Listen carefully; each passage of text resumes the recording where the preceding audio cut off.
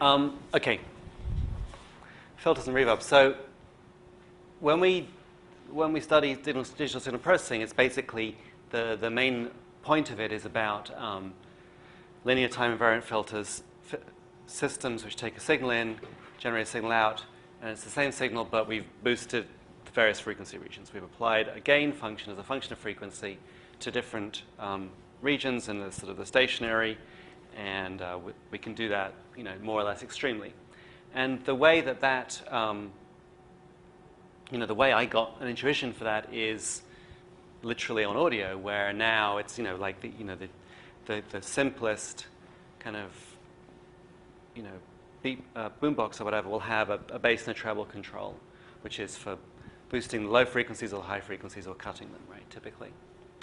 And it turns out that in the studio, that's although it's kind of a simple thing, and to small changes you don't even hear that after you can hear the change, but then afterwards you sort of get used to it. But it turns out when you're mixing together a lot of tracks to make a piece of audio or something, a studio recording, you have to be quite careful about this. That the balance, the amount of energy in different frequency regions from different instruments can affect your ability to hear them and your perception of them. So a mixing desk, which will have whatever it is, 16 or 32 or more individual channels which you mix together to make a recording, it'll have an EQ section, and this is a picture of a typical one, where there'll be a bunch of knobs here for controlling the frequency. And what this one does, it has a bass control, which I think is saying like below 80 hertz, a treble control, which is above 12 kilohertz, so they're both pretty extreme. But then it's got two other filters that you can control for the, so this is just like minus 15 dB or plus 15 dB, and the same for the treble control. And here you've got the same thing, minus 15 to plus 15 dB, but you've also got a frequency control. So this is like the low mid is from 100 to 2K, and the high mid is from 400 to 8K, I guess. That it's allowing you to vary the center frequency and the level. And so that's sort of, basically you've got this family of frequency responses you can apply, where you've got the bass, you've got the treble, and you've got the mid, and you can either boost or cut those, but you can also move the frequency of the mid around. In this case, it's got two different independent things.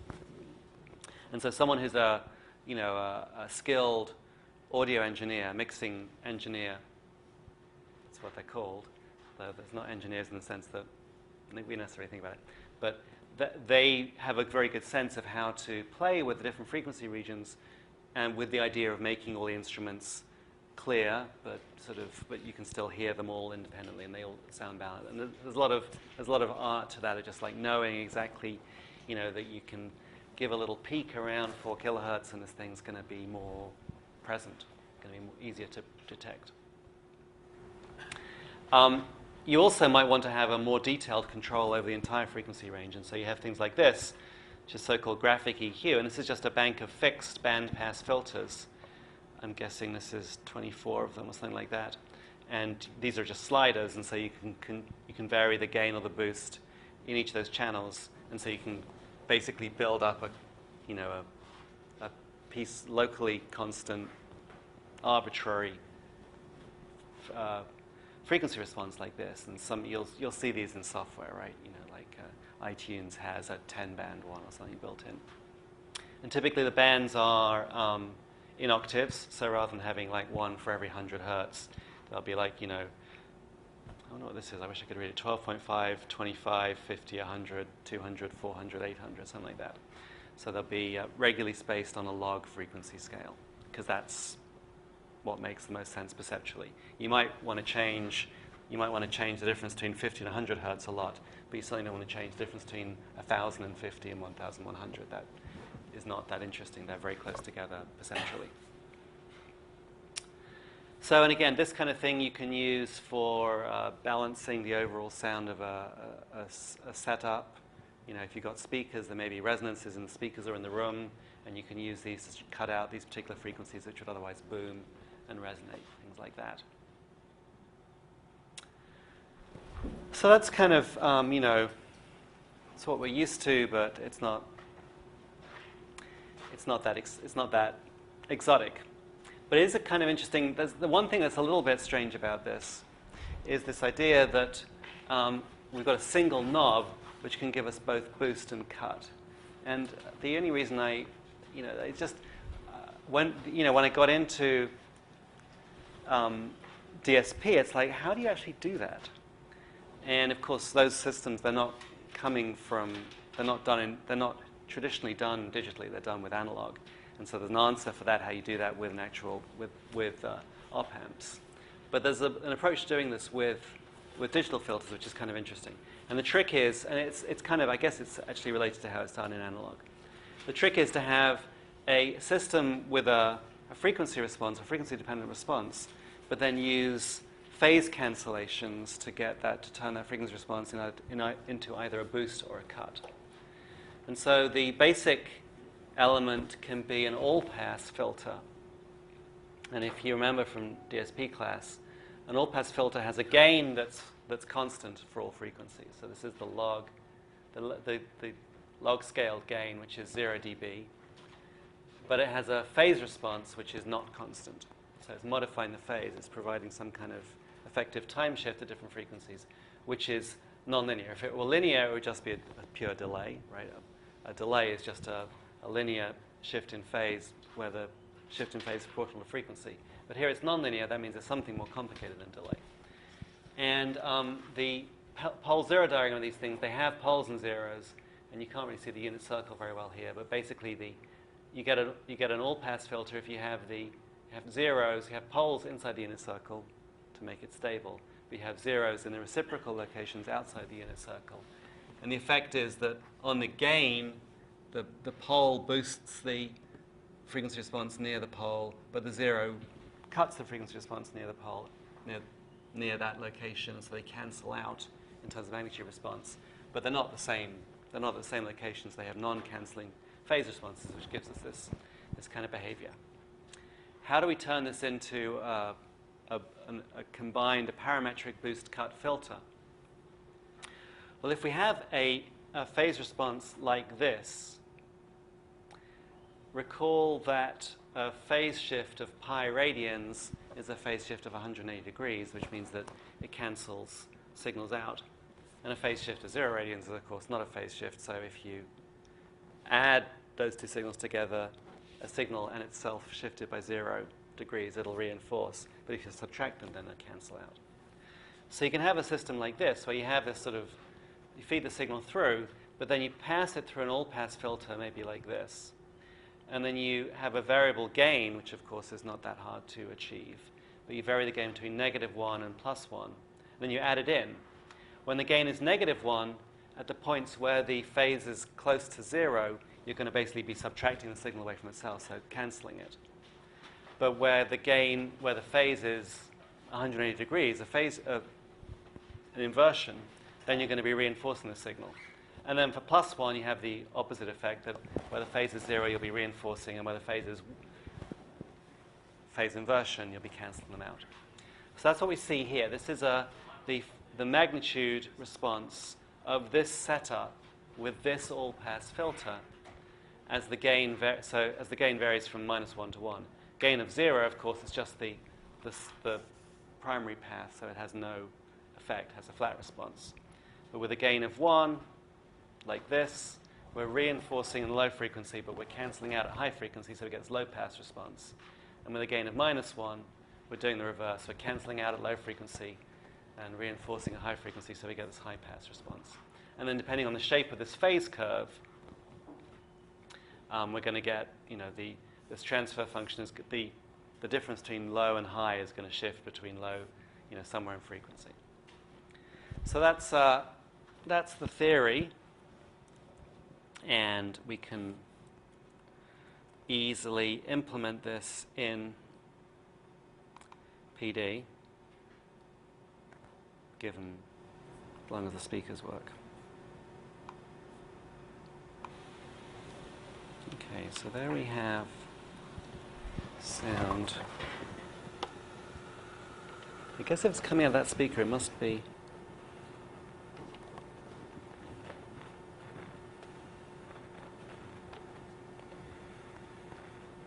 It's very, very quiet.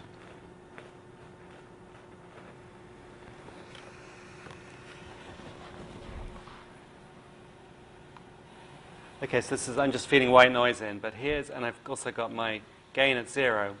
But here's my pole radius and my first order all pass, which is just a single pole and a single zero. And so if I turn the gain up here, so make the gain equal to +1, then we're into this situation here, where we're basically got a low pass response. So you can sort of hear that it sounds more kind of darker. And if I move that over here, then we're cancelling out low frequency, boosting the high frequency, and you can sort of hear that it sounds more hissy compared to the flat response. And we can also see that with the frequency response down here, that here's the low frequency, which is sort of somewhat downward sloped, and here's the high frequency where we're clearly knocking out these low terms. If we change the radius of the pole here, we're basically changing the slope of this phase function here. And we get in this case, we get, when we're in a high pass situation, we get a less, getting close to the unit circle makes the high pass more dramatic. So here it's more gentle. But now if you flip it to low pass, the low pass is fairly broad. Whereas as we increase the pole, it becomes a more dramatic low pass. So that's kind of what we expect. It's actually not a very wonderful parametric filter, because the most we can get in terms of gain is doubling the amplitude, or plus 6 dB of gain here. Of course, the most we can get in cut is we can cancel out some frequencies altogether. So we have a range from sort of -∞ to +6, which is not exactly what we want, but it's getting us there. Yeah. So the reason it's named all pass, yeah, is it because it's playing with both high and low frequencies at the same time? No, this is the all pass filter, right? This thing here, and the reason it's called all pass is because it has unit gain at all frequencies. When we put it together in this parametric setup, it's now it's a parametric filter, but it's a parametric filter based on all passes, but not itself an all pass.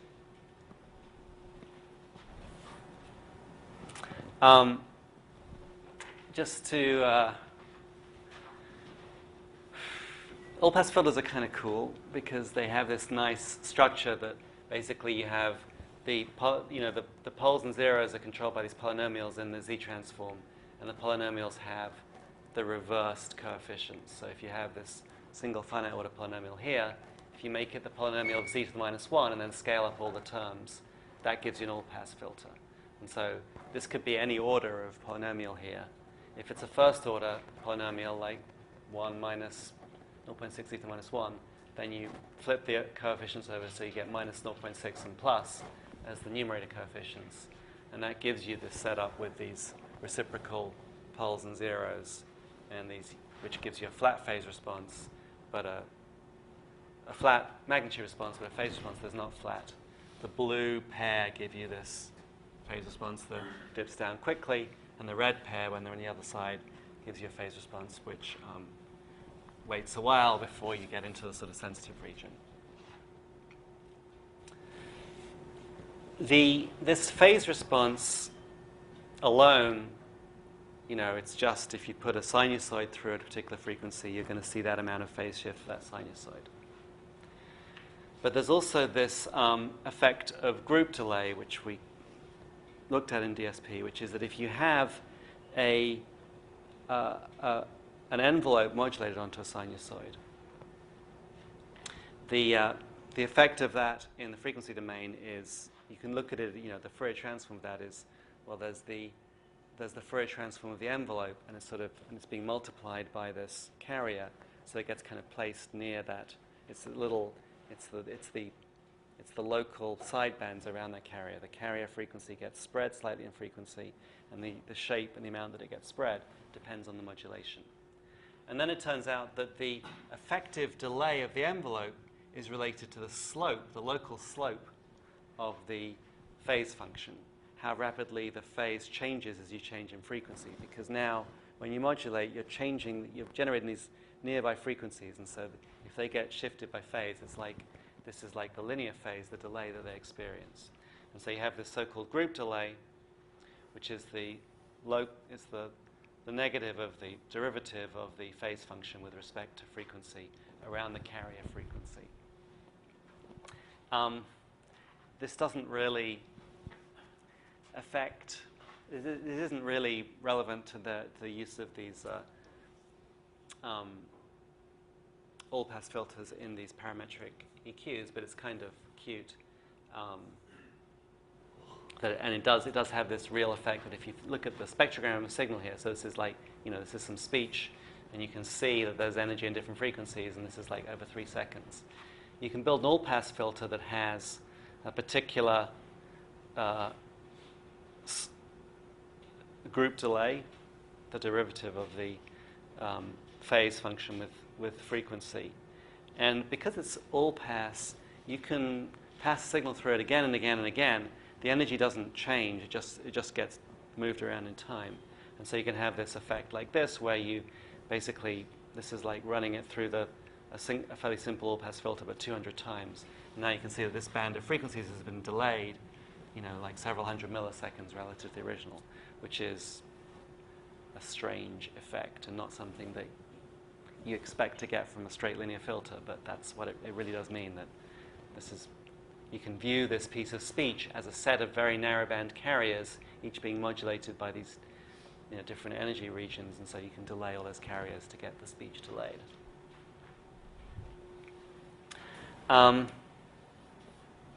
Okay, so but if we just have a first order all pass, then that was the poles and zeros on the unit circle, and we could have them either near 0 or near omega c. But what if we want to do something else? In order to get more frequency interesting behavior, we need to go to a second order all pass, where we now have a pole and a zero, each of them as conjugate pairs, and they still have to be reciprocal. So as the pole gets closer to the unit circle, the zero has to get closer from the outside, so that their radii are 1 over each other. As long as we keep that, then each of these poles and zeros will cancel each other's magnitude effects. So we still have a system with a flat gain response, but now we have a phase response which is has got a kink in it, rather than just being a single bowed shape. It goes down, it goes along on one regime, and then when it gets close to these pole and zero pairs, suddenly changes much more rapidly. And we can move the point at which this change in the slope occurs. We can move it around by moving the positions of these poles and zeros. And so now we can do the same thing. Well, and what? The phase response now, so I didn't mention this, but the terminal phase in a system like this, if you think about the phase, the overall phase of a point on the unit on the frequency axis is the phase from this root minus the phase from this root minus the phase from this root. And the phase from this root, this 0, it gets, it starts out at 180 degrees at pi radians, and it gets a little bit smaller, gets a little bit larger, but it bounces back to 0. It just goes up and down around 0. The phase from this starts out at 0, gets larger and larger and larger until it reaches 2 pi. So when you go all the way around one cycle, the overall terminal phase, the amount of phase you're going to end up with, depends on how many poles and zeros you have inside the unit circle, because the poles and zeros outside the unit circle, if there were any poles, they sort of balance out. But inside the unit circle, you've sort of gone around these. So that's what adds up. So this has one pole inside the unit circle, which means that going all the way to 2 pi would give you 2 pi extra radians, which means going all the way to pi, because it's going to be symmetric, gives you pi extra radians. So here we see that the final phase response here is pi, which is what gave us the cancellation at the Nyquist frequency. But when we have 2 poles inside, then going all the way around would give us a total of 4 pi extra radians of phase. And so going just to halfway here gives us 2 pi extra radians, one for each pole. And so now we see that the final phase response here is minus 2 pi, the phase at the Nyquist frequency. The sort of the inverting phase, right? 2 pi is like we delayed it so much that it's back to being in phase.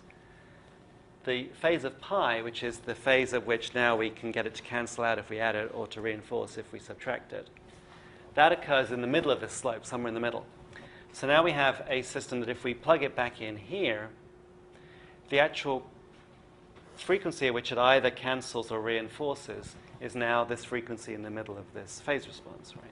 So we can move it. Now we can have this thing which is either a notch filter if we get cancellation of that frequency, or a bandpass filter if we get reinforcement of that frequency. Because if we subtract something with this kind of phase response from the direct thing through, then it's going to cancel out at 0 hertz because they're in phase. It's also going to cancel out at Nyquist hertz because they're in phase. But here in the middle, it's going to reinforce because now we're subtracting something which is already the inverted signal. So you get this reinforcement. So now we have this nice system which can vary between a bandpass or a notch filter.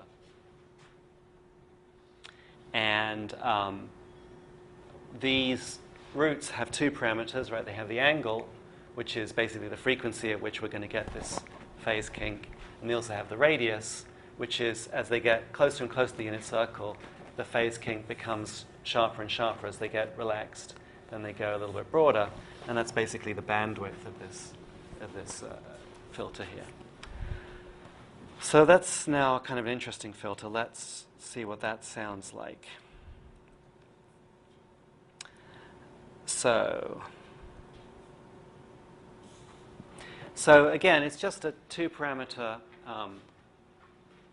it's a two-pole 2-0 system. So I can implement it with fx, right, which just allows me to implement, I think is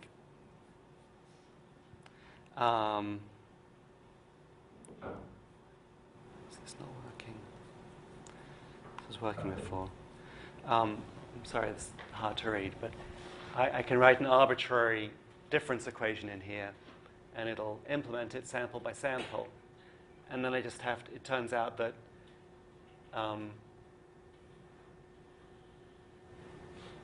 if I specify my pole and 0 by their radius and their frequency, then the difference equation is always 1 minus 2r omega c z to the minus 1 plus r squared z to the minus 2. I might have got the plus and the minuses mixed up, and so I can specify the radius and the frequency here, and all I have to do is square the radius to get the second coefficient, and then have 2 times the radius times the cosine of the angle as the second coefficient in here, and I can just use those same f2 and f3 as the coefficients in this thing. So that just implements the two-pole 2-0 system. I guess I have to reciprocate the radius somewhere.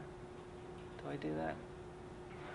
I don't know. The radius thing works out. I know I want to change the radius for the different ones, but it works out, I think. Now I'm not sure that I have that right. No, that's right, because the mirror image polynomial takes care of the radius being flipped outside. Okay, so that's the, you can't see the poles and zeros, but basically when I change the radius and the angle, we can see that mathematically we've put it where we want it to be. So now I can move this thing around, and this is currently set with a gain of -1, which is the bandpass version here. So you can hear when I move this pole around, it sounds, that's the classic bandpass filtered noise sound. If I go too low, no, it's okay. This one's fine. Sometimes the filter goes unstable and locks up, but in this case it's okay. For a given frequency, you can see this is the real-time spectrogram up to 4 kilohertz. So this is like, around 2 kilohertz. If I change the radius,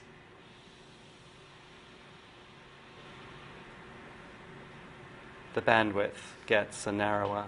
If I pull it back, this becomes kind of broadband noise. But if I make it very close to 1, you get this increasingly narrow peak that we can move around. Ooh, that was, Yeah, that was the locking up. Now I can't get it too low, it'll go unstable.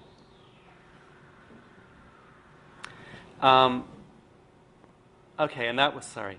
So that's the noise, and then if we now play with the gain, if we make it 0, then of course it's flat. With negative, we get band pass, but now with positive value, we get this band stop. That's a little hard to hear, but if you move it around, you can hear it.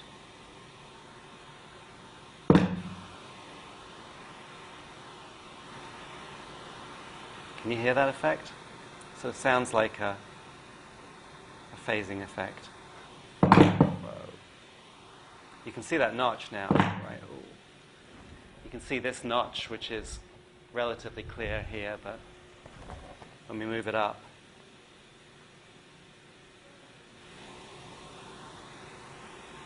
it's harder to see. Now, you can sort of hear it. Okay.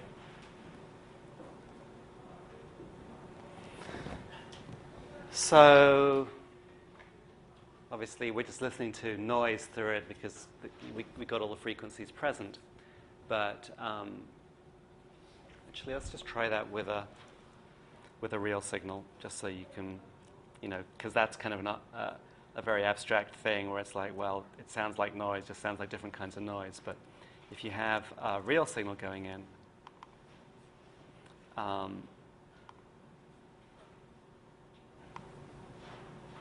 oops.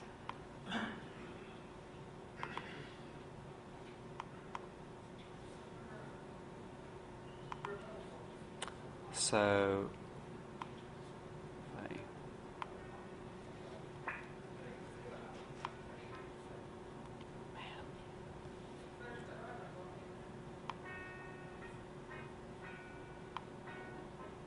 So this is the original signal. I'm sorry it's so quiet. How can I boost that?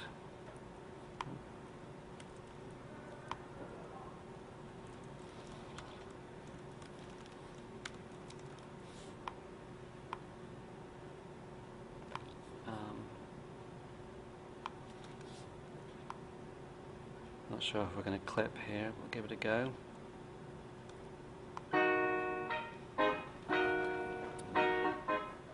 So now going back to the noise,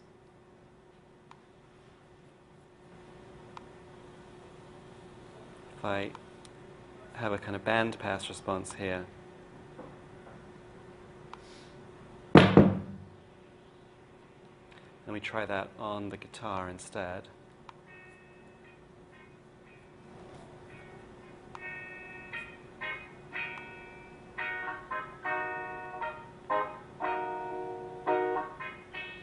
We can get a very different kind of quality of the guitar sound, a little bit like the tone knob on a guitar, which is basically playing around with a mix between a couple of different filtered versions. So that you can see is going to be more useful. And then if you do it for a cut,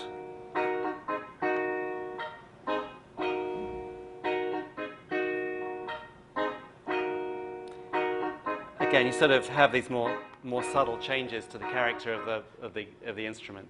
On its own, it doesn't make that much difference, but often in a mix, it can be quite important to cut things out like that.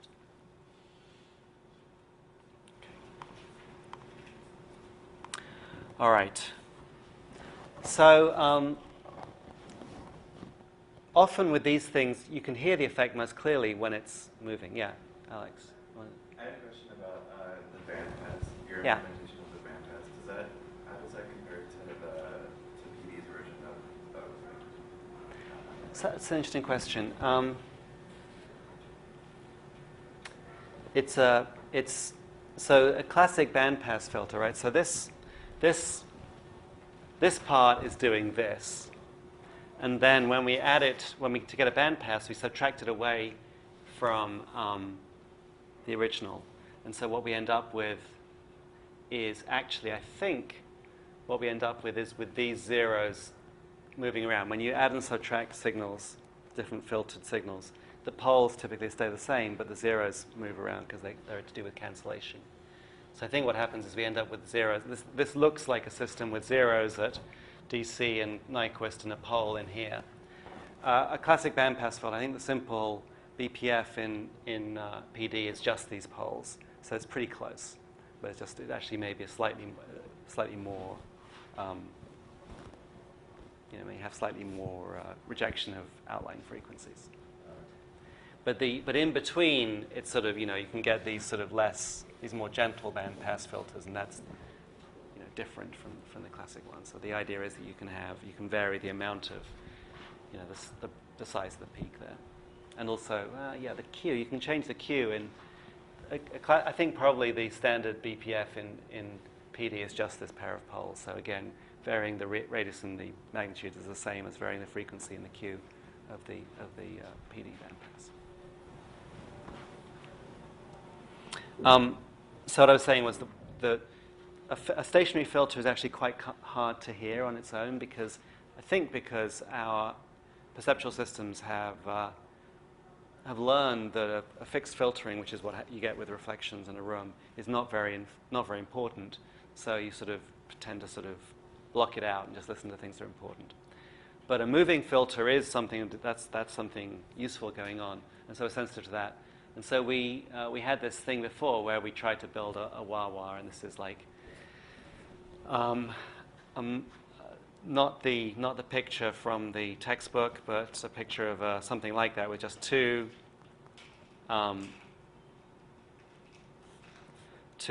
bandpass filters, but moving in complementary directions, which is similar to some of the stuff that can happen with the vocal track. And so I think we're sensitive to those kinds of things because it's called a wah-wah pedal because it's sort of like the sounds you make when you go wah, wah, wah, because that's literally just formats moving around. So this PD patch tries to do that, and here I am, in fact, just using the regular VCF bandpass filters here, the time-varying bandpass filters implemented by PD. What this is doing, it has two filters here, has two center frequencies for those two filters, and then it has a low-frequency oscillator here, which moves those things around. And the amount they get moved here is in terms of log frequency. So it's got the deviation in terms of octaves. And I do that by taking taking the oscillator, scaling it up by this amount. So this is sort of the peak value of the oscillator, low-frequency oscillator. And then just doing 2 to the x of that, right? So if it's 2 to the 0, you just get 1 coming out, but 2 to the plus 1 gives you 2. 2 to the minus 1 gives you a half, so it's octaves. Then you multiply that by the center frequency, and you use that as the input to the VCF here. So again, if we listen to the noise here,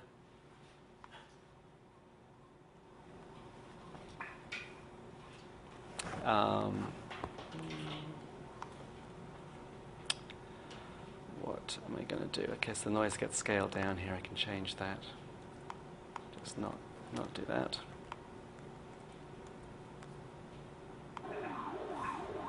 Then you can see on the spectrum down here, if I slow this down,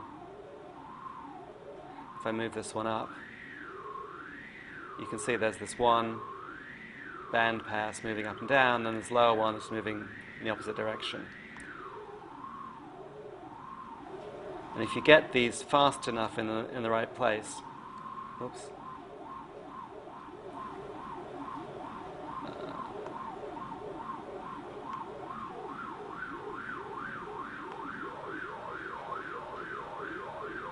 You can sort of get this sense of it switching between different phonemes.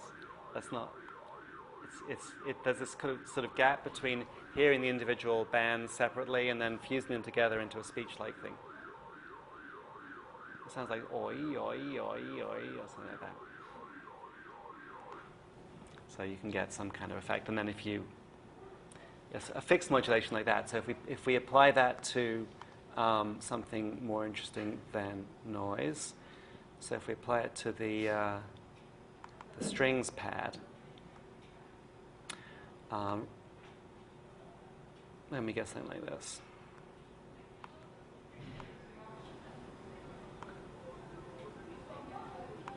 Let me boost that.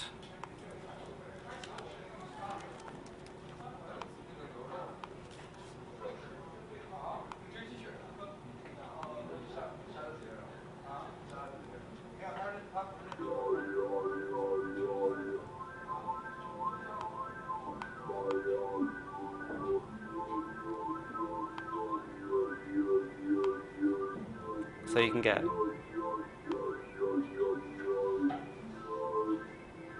interesting kind of effects there, sort of phasing wah type effects. Okay.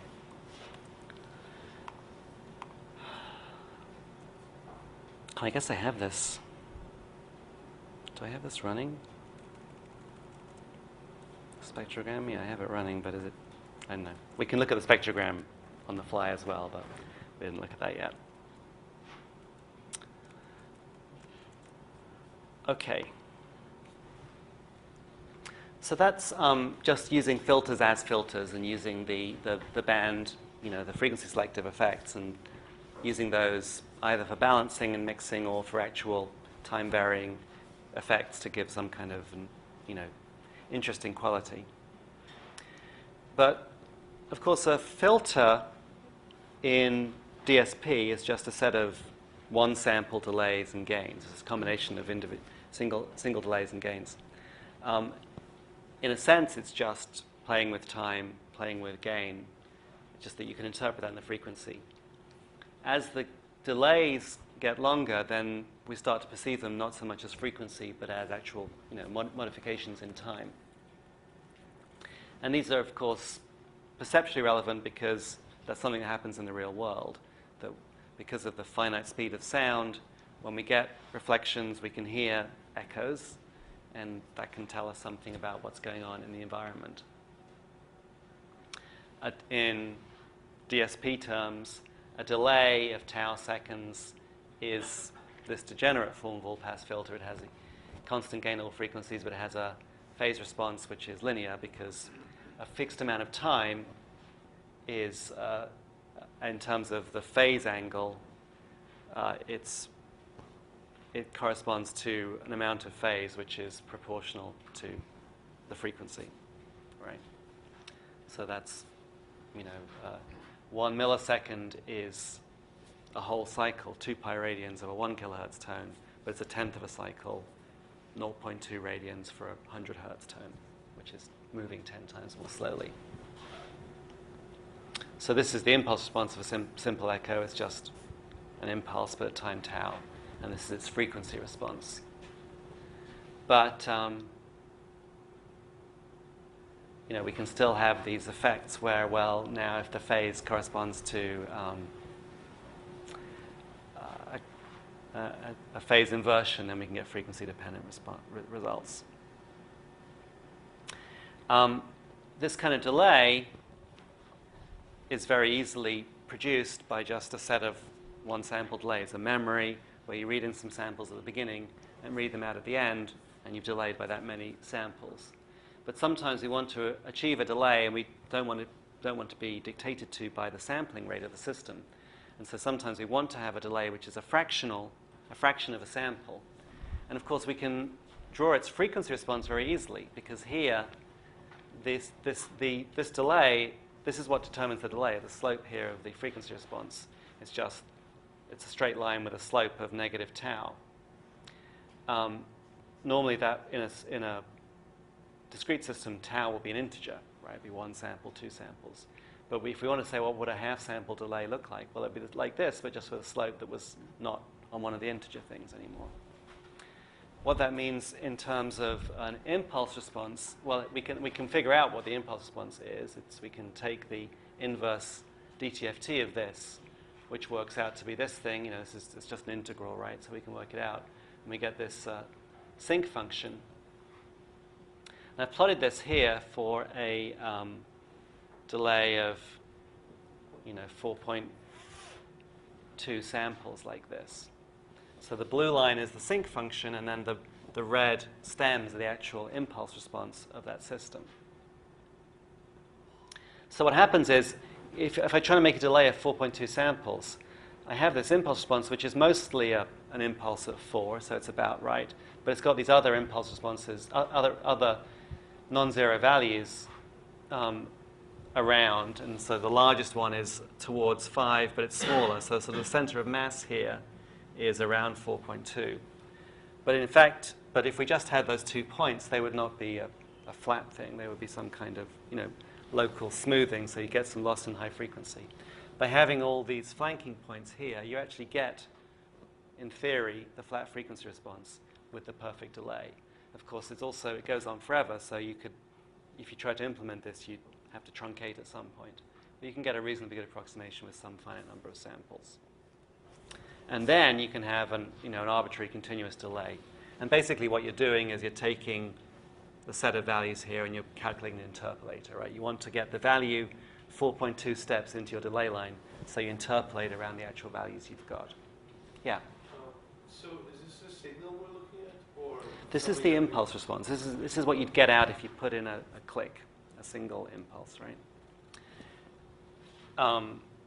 Because you just get values out at particular times, although you can imagine it as a kind of, those are samples of an underlying continuous function, which is the blue line. What you note here is that if the blue line were lined up exactly on 4 samples, this has got to work for the integer numbers as well. What happens when you line it up directly on a sample is that all these zero crossings also line up on the sample points. So all the points go to 0 except the one at the actual delay, which is why it's easy to generate a delay of an integer number of samples and much more expensive to generate one of any other value, but not completely impossible. So we'll see that idea that you're just interpolating from some adjacent points when we look at the variable delay element in PD in a second. Okay, so that's the idea that the delay is just a phase function. And so now if we do our same kind of thing of taking our delay and then mixing it back in with our original signal, we get these phase interactions, but now they are, if the phase function was maybe going from, if it was like say a 10 sample delay, the phase would be going from 0 to negative 10 pi as the frequency went from 0 to pi. And so it would go through odd multiples of pi, which would be cancellation, several times. So this is actually the pole 0 diagram.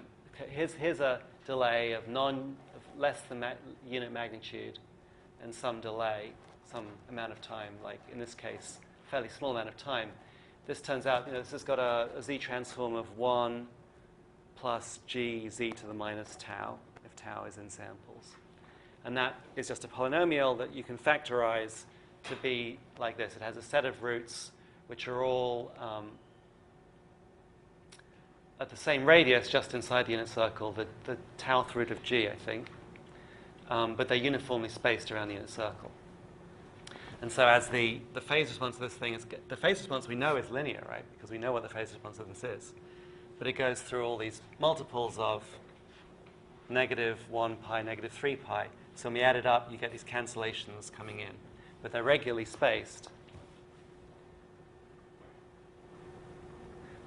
I guess this is the response of this system plus 1, right? So that's why we get now we just have a system with zeros. If it was just the system with all the zeros, this system, no, it's all right, whatever. If it was just the g, right, then it would have a flat response. But 1 plus g, z to the minus n, has all these zeros with this response of all these notches. So each zero corresponds to a notch, or you can think of the zero arising from the phase interaction between the delayed version and the direct version.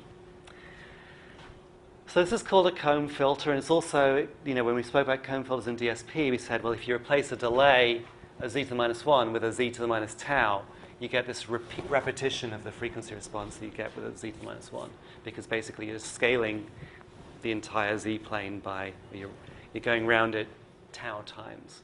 And so we get this sort of simple low-pass filter replicated some number of times, where the number of times depends on delay. It's called a comb filter because it looks like it's got all these teeth coming in. And so this is now quite a complex frequency response with a fairly complex perceived sound. And you get these different kinds of effects depending on the amount of delay. So let's have a listen to some of those. Yeah, let's do that. What's happening to my battery? My battery's getting killed because it's running a spectrogram. I'm going to kill the spectrogram. Okay.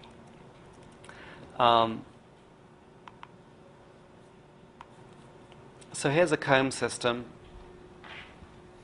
All I'm doing is having a delay line here, using a delay element which just outputs its input after some amount of time, and then I just have a gain added in, and that's what we asked for.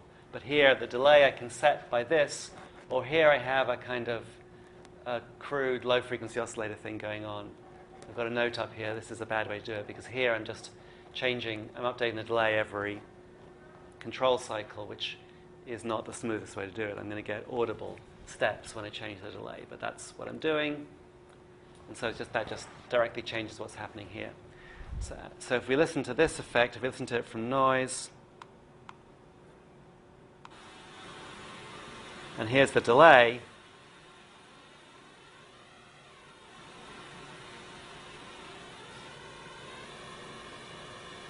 for short delays, we have a higher frequency spacing, and you can now you can see these notches in here coming from the successive notches in the comb filter. But as I make the delay longer, the spacing between the notches is the reciprocal of the delay, so the notches become closer and closer until you can't really see them. But you can still sort of hear an effect. And then if I turn on this oscillation, which is just moving these things around, you can see it moving the actual delay there. You can sort of hear this effect of the phasing. That's called phasing. So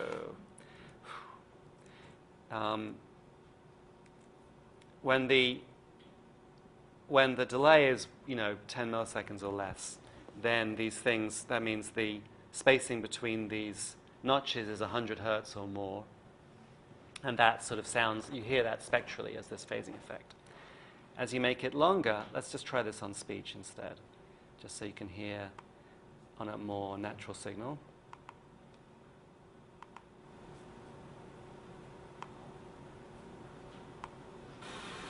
Oops.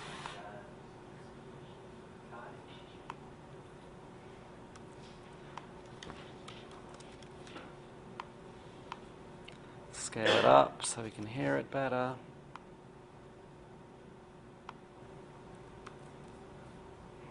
Cheese with chives is delicious. Cottage cheese with chives is delicious. So that's cottage cheese with chives is delicious. That sounds. Cottage cheese Whoa. with chives is delicious. Cottage cheese with chives is delicious. Okay. That sounds sort of like a strange effect on his voice, something strange going on in his voice. If we increase the delay a little bit here, so maybe now the delay is going out to 20 or 30 milliseconds, or maybe even a bit more. Cottage cheese with chives is delicious. Let's turn down the modulation rate here.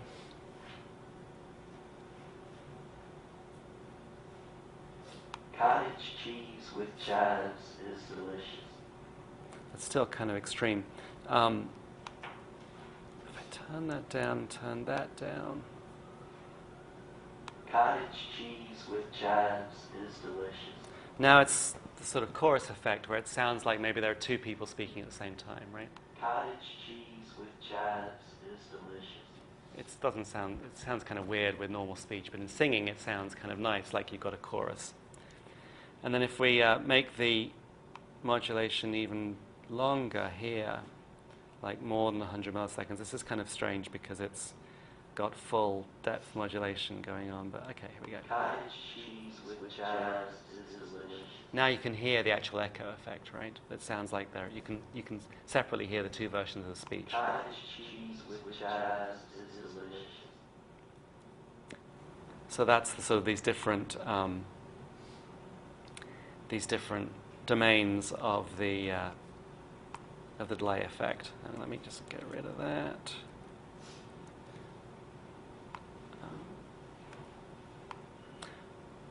Okay. So that was feed-forward delay. If we have the same thing with feedback, it's basically another one. So that's like, you know, we've got a delay and then just a loop round, and we get an impulse response like this, where we've got this decaying impulse, right? Every time it goes around, it decays by g. That is, of course, the reciprocal of the system we had before. So now we've got a bunch of poles uniformly spaced close to the unit circle, and a set of peaks in our frequency response, which we can hear like this. And of course, the closer they get to the unit circle, the sharper those peaks become. So we get more and more resonant systems, which basically means that the decay gets longer and longer.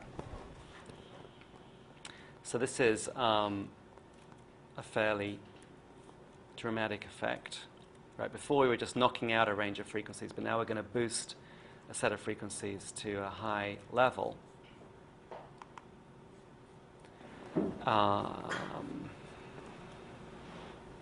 Sorry.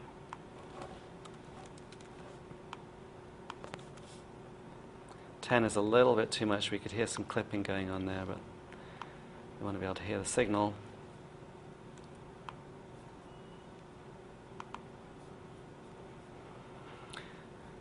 So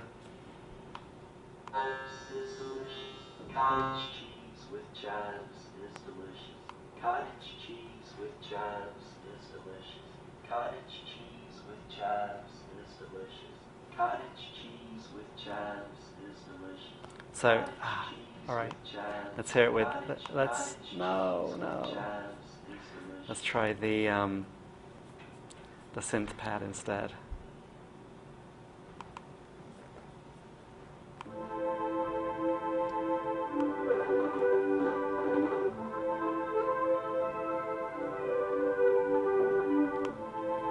So that's kind of that's a pretty nice sort of, you know, chorusing effect. And then we can get different amounts of effect by changing the gain here. So that's basically flat. This has already got some chorusing in it. But now if we turn this right up, then we can have these very, very peaky resonant filters, and you can hear them picking out individual harmonics from the music signal. Okay. So what is the gain changing? Oh, the gain is this, right? Which basically is how high these peaks go. That a low gain sort of just gives you a gentle ripple, and as the gain gets higher, as the gain gets closer and closer to 1, we end up with this almost, you know, self-sustaining feedback. And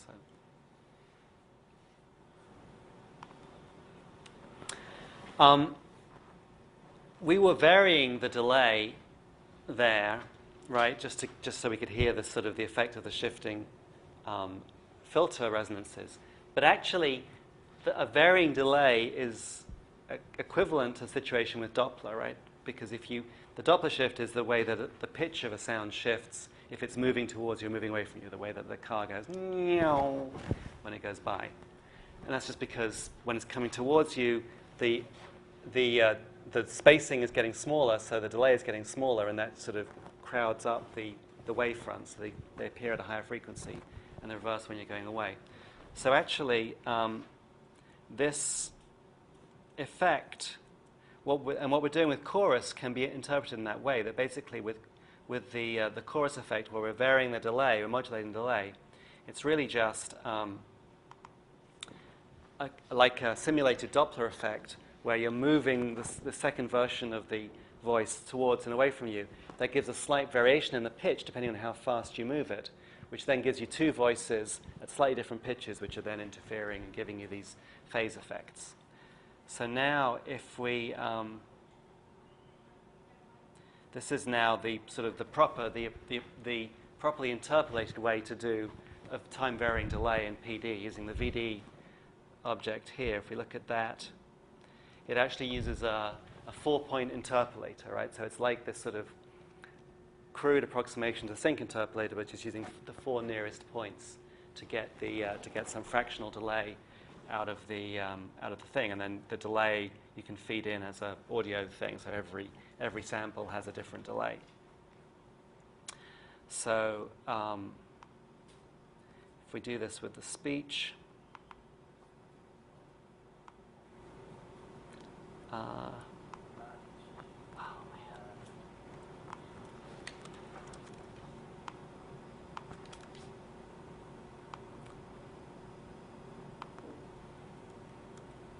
Cottage cheese with chives is delicious. so this is a fixed delay of 1.46 milliseconds here, so it's kind of a small thing. But if I modulate this and give it some depth here, Cottage cheese with chives is delicious. now that sounds like our chorus effect. If we take out the direct version here, we just listen to the output of the delay, then we can hear what's coming out of the delay line. Cottage cheese with chives is delicious. And you can sort of begin to hear, like, wait, that sounds like his voice, but there's something changing the pitch. And if we increase the rate of change here, Cottage cheese with chives is delicious. then you can hear this time varying, speeding up, slowing down, basically. If I make this a little faster, don't want to make this too big. Cottage cheese with chives is delicious. Cottage cheese with chives is delicious. But basically, by playing this thing through and then moving the pointer backwards and forwards, it's like we're playing this thing at a non-uniform playback speed, and so you get these pitch shift effects. Cottage cheese with chives is delicious. Which can be fairly extreme. If we listen to that with the synth patch, you'll hear what I'm talking about in terms of pitch.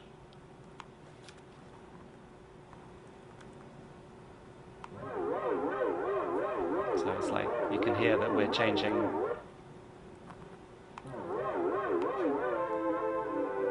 That's uninflected, and then a little bit of modulation, increasing amounts of modulation.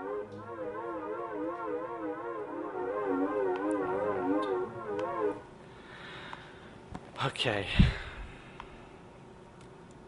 Okay, so that's, you can clearly get some pretty dramatic effects, and again, with interesting perceptual angles, just with a simple delay, but just, modulating delay and then mixing it back in. If we go to more complicated impulse responses, then we can start simulating actual reverberation. So reverberation is, if you're in a room, there's some sound source. If you're listening to the sound source, you're going to hear the sound from the direct path, but you're also going to hear these reflections off any physical barriers that are there. So in a room like this, you hear reflections off the walls, off the ceilings, the floor, the back. And then you hear second-order reflections, so something will, there's some other more complicated path. In a complex or in a acoustically live environment, you end up with a pattern of reflections like this. Like this is, if this is just one, if there was just, you were in free space, but there was this one wall, then you'd have the direct path and the reflection, and you might get an impulse response that looks like this. There'll be if there's an impulse emitted at time 0 from the source, then it reaches your ear at some time, distance divided by length divided by speed of sound. And then there's a reflection which has a longer path coming out here. Maybe it's got a slightly modified shape because of the nature of the reflection here. That would be different for the two ears, just, for interest, which is why in theory, you might be able to hear there was a reflection from a particular side. But as you get higher order, you get more and more of these reflected pulses until you get something that looks like this. So this is the impulse response of a concrete stairwell. And you see there's like energy lasting for, a good chunk of a second. This is its spectrogram, which shows that not only does the energy take a long time to decay away, but it decays away faster at higher frequencies, which just means that the energy was absorbed more effectively at the higher frequencies. The lower frequencies takes longer to die away because more of the energy is reflected by the wall. It's just the acoustic properties of the walls. You could, in theory, do something which is the other way up. And so this is like the classic shape of a... But within that, there's almost no structure. These things are so complicated that you can't really see any particular shape. If you zoomed in, it looks quite a lot like filtered, like shaped noise. An envelope on top of noise. So those are the kinds of things we have with real reverberation, and we'd like to simulate those. There's been quite a lot of work on different ways of simulating reverberation. There's this nice kind of way of thinking about what's happening when you have a single source in a room, and you're trying to simulate what will happen at a particular point. This is used in like architectural acoustics to oralize different halls before they're built. And what you can say is, well, rather than thinking about these sounds and these echoes, it's as if there were all these virtual sources, that there are a whole infinite number of sources arrayed out in space, and where they are is like the mirror images of where the source would be if the walls were mirrors. And so in a rectangular room, you end up with this nice grid of these image rooms, and then each of the sources is in the mirror image points. And then you can just simulate the sound propagating from all these sources, and every time they go through a wall, you can apply a filter to get some frequency loss depending on the reflective characteristics of that wall. Then you can sort of figure out how many sources there'll be within some radius, and you can, which means you can get an arbitrarily accurate simulation. What happens is that, if you think about all the red dots that would occur in a space like this of a certain radius, that's how many echoes you get within a certain time of the first impulse.